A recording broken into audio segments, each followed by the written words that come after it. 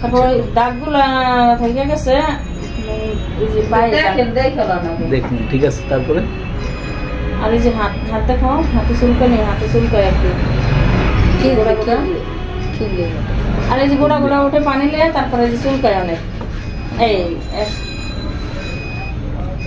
শেষ আপনার বলা। আর খাওয়া দাওয়া মানে খায় মোটামুটি। আর ওই নাকি যে বাচ্চা মানুষ না ফুটবল খেলছে, একদিন পড়ে গেছিল, মাঝে মাঝে আর কি বেশিক্ষণ অনেক সময় যদি লেখে তাহলে কি আমার মা কোমরে ব্যথা করে। এই শেষ হয়েছে আপনার কথা? আচ্ছা বলো কি সমস্যা। উনি বলতে বলো, আপনি তো বলছেন যে পায়ে চুলকায়, যখন চুলকায় তখন দেখা যায় ছোট ছোট ছোট ছোট গোটা। তারপর চুলকানোর পর আবার জায়গা, জায়গা। আর এগুলো শীত ঠান্ডা পাইলে এগুলা উঠে। এগুলির কারণে তোমার কি সমস্যা হতেছে? ব্যথা করে, যেগুলা পানি যখন তো ফুটে যায় তখন তো ব্যথা করে। ব্যথা করলে কি করলে আরাম লাগে? চুলকায়, চুলকালে আরাম লাগে। আর কিছু করো তখন? হাত ধুয়ে ফেলাই। হাত ধুলে কমে? জলে হাত ধুলে তো জ্বলবে, চুলকাইছে, ছিলে গেছে, পানি লাগলে জ্বলে। হাত ধুয়ে ফেলে। আর কিছু করো ইয়ে লেগে? এই চুলকানি কোনো টাইম আছে? না, যখন ঠান্ডা রাত্রেবেলা চুলকায়। উনি কইতেছেন তোমারটা কম আর শরীরে রাত্রেবেলায় রাত্রে চুলকায়। রাত্রে কখন? ঘুমানোর সময়। বিছানায় গেলেই চুলকানি শুরু হয়ে যায়? হ্যাঁ, বিছানায় গেলেই চুলকানি শুরু হয়ে যায়? না, ঘুমানোর টাইম। ঘুমানোর সময় বিছানাতে সারাদিনই থাকি। সারাদিনে বিছানায় দাও? ঘুমানোর সময় চুলকানিটা শুরু হয়ে যায়, তখন কি করো? চুলকায় আর কি করো না। আর কিছু করো না? তোমার এই চুলকানির কারণে একটা তো হয়েছে চুলকায়, কষ্ট জলে, আর কোনো সমস্যা হয় না? আর কোনো সমস্যা হয় না? ঠিক আছে। আচ্ছা, কোমরে ব্যথা যে করলো কি এটা? এটা যে বলের উপরে দৌড়তেছে না, তারপর বলের উপরে বারান্দা একটু করে গেছি। কতদিন আগে? প্রায় 5-6 মাস আগে। তা এখনো ব্যথা আছে? ওষুধ খাও নাই? মানে মাঝে মাঝে এমন যে হাঁটু ভাঙা এমন বসে থাকলে তারপর ব্যথা করে। ব্যায়াম ট্যায়াম করলে? ব্যায়াম ট্যায়াম করলে? ব্যায়াম করছো না?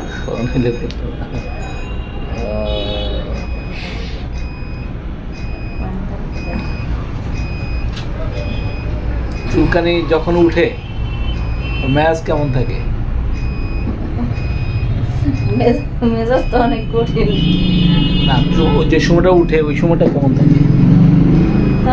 মেজাজ দেয় অনেক। মেজাজ অনেক দেয়? কি মেজাজ দেয়? কি করে? মানে রাগ হয়ে যায়, কিছু বললে আর কি রাগ উঠে যায়, রাগ হয়। রাগ হয়ে কি করে? আমার শরীরে তুমি আমার ডাক্তার দেখাও না, তুমি আমার ডাক্তার দেখাবে না। হ্যাঁ, ডাক্তার দেখান নাই এর মধ্যে? না, ওরকম ভাবে মানে করা হয় নাই, দেখাই নাই। কতদিন থেকে তোমার এগুলি? সবসময় শীতে। হ্যালো, আসসালামু আলাইকুম। আজকে যে ভিডিওটা আমরা দেখছি এটা একটি স্কিন ডিজিজের কেস, প্লাস সে কিছু ইনজুরি হয়েছে, সব কিছু মিলে আমার কাছে আছে। তার স্কিন ডিজিজ, তার মাথা ব্যথা, এবং সে ফুটবল খেলতে যেয়ে ইনজুরি হয়েছে, সে তো বললোই, শুনলেন আপনারা। তো এগুলোর উপর ভিত্তি করে তাকে ওষুধ দেওয়া হয়। তার যে ভাষণগুলি সেগুলি তো দিয়েছি। তো এগুলোর মধ্যে থেকে কি আমি আর কি নিয়েছি সেটা বলি। একটা হলো তার চুলকানির কারণে তার বিরক্ত লাগে, ইরিটেবিলিটি, পেন ডিউরিং, রাত্রে ঘুমাতে পারে না চুলকানির কারণে, রেস্টলেস অ্যাট নাইট। আর হলো না হচ্ছে ওষুধ খেয়েছিল, খায় কমে না দেখে ওষুধ ফালা দিয়েছে। এটা রেকর্ডেড ভিডিওতে আছে কিনা না আছে জানি না। তো না থাকলে এটা সে বলছিল যে ওষুধ খেয়ে আমার কমছিল, কমে না দেখে ওষুধ খাই না। ওষুধ খেয়ে লাভ কি? ওষুধ খেয়ে না কমলে this is the objective reasonable cost. কারণ আমি যদি ওষুধই খাই, যদি নাই কমে দেয়, ওষুধ খেয়ে লাভটা কি? তো এটা তো অবজেক্টিভ রিজনেবল, রাতে ঘুমাইতে পারে না, restless at night, restless bed tossing, এগুলি নিয়ে সব কিছু নিয়ে তাকে CPR 0/2 দেওয়া হয়। এবং এই কেসটা আমি দেখি হলো 21/12/2023-তে। তো এই কেসটা দেখে তখন আমি একটু পেশেন্টের কথা এবং আচরণে একটু বিহেভিয়ারে কনফিউশন হয়ে যাই। তখন আমি তাকে তার পিছনে পেশেন্ট যে টেবিল ধরেছিল, ক্লিনিং পার্সন ফার্নিচার আরও কিছু ধরে পালসেরিলা ব্যাকআপ দিয়ে রাখি, কিন্তু আমি তাকে মেডিসিন খাইতে দিই না। তাকে ফাইটোমের উপরে রাখি, ফাইটোমের উপরে রাখতে যখন একটু সমস্যা স্কিন ডিজিজগুলিতে একটু কমে বাড়ে করে তার ডেভেলপ হচ্ছে, যখন একটু বাড়ছে তাকে আমি ফাইটাম দিয়া বা আমাদের রেগুলার যে মেডিসিনগুলি আছে সেগুলি দিয়ে রাখি। তারপর সে এর মধ্যে আমার সাথে করবা রোজার ঈদে রোজার মধ্যে একবার ফোন করে বললো যে তার মাথা ব্যথাটা কম, কিন্তু মাঝে মাঝে হয়। কি হয় মাঝে মাঝে হলে সে ঘরের দরজা বন্ধ করে সে মাথা ব্যথা হলে কম্বল গায়ে দিয়ে শুয়ে থাকে আর বলে কেউ আমাকে ডাইকো না, আমি একটু ঘুমাই নি। তো সে ঘুমানোর পরে দরজা বন্ধ করে রাখার পরে একসময় তার ব্যথাটা চলে যায়। তো এভাবে তো টেকনিক্যাল কারণে আমি ওষুধটা পাঠাতে পারিনি।